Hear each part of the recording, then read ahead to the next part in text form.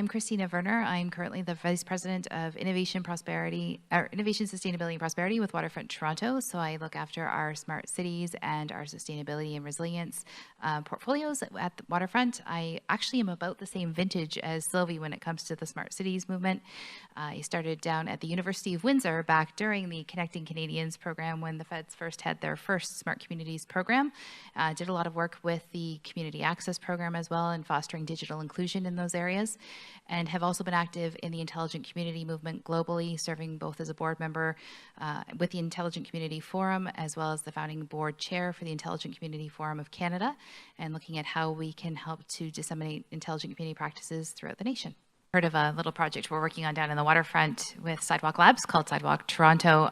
They had been chosen out of an RFP process whereby we put forward sort of the 4 grand challenges that we saw facing cities as we move forward into the next phase of revitalization. Things like building complete communities with enough affordable housing, with the mobility infrastructure that would be required, looking at climate change and resiliency and how cities can become more adaptive and responsive to the changing environment that's underway.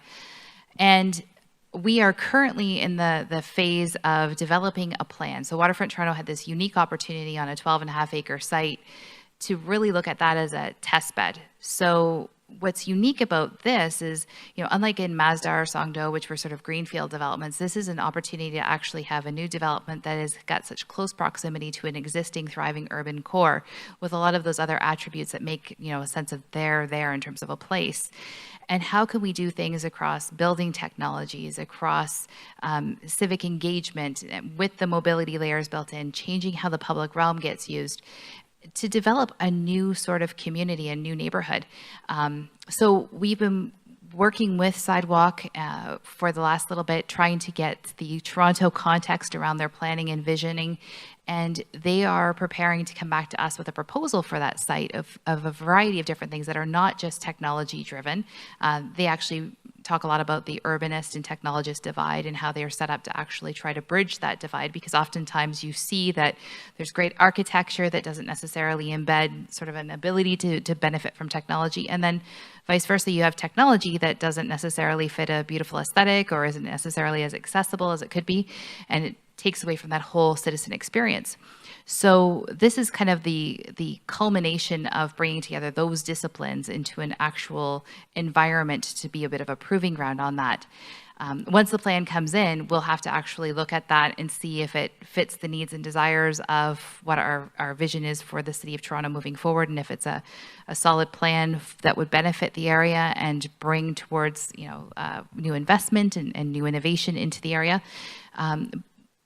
There's some exciting things that are happening, but it's one of those things that will be incrementally looking at how Quayside, those 12.5 acres, could be used in a broader context throughout the City of Toronto, Province of Ontario, and hopefully nationally there'd be some lessons learned.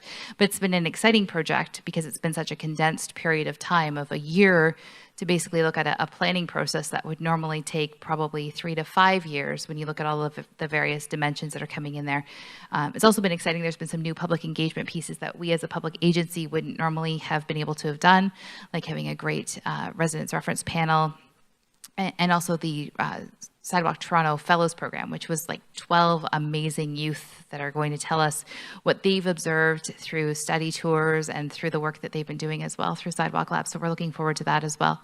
But all of that's only possible with a solid approach to how the public and private sector can work together. And a lot of those questions that they are looking to us to help answer are within our government partner kind of agencies as well, because we're formed by all 3 levels of government. And at the same time, we're looking to them to really push forward innovation that we wouldn't otherwise be able to have catalyzed as quickly. This was an excellent conference. We met lots of great smart city companies from around the world and other governments also interested in smart cities. We'll definitely be back next year. Well, we've really enjoyed engaging with all the smart city decision makers here at the Smart Cities World Expo. It's been an interesting event, getting everybody's perspectives around how infrastructure is implemented in the context of the smarter city, and we've enjoyed all the opportunities we've had. Touch the door to open it. Ooh, teleported too far. Teleported too far? Yes, step back. That's why it's important. Okay. You have lots of time, and there are other exits.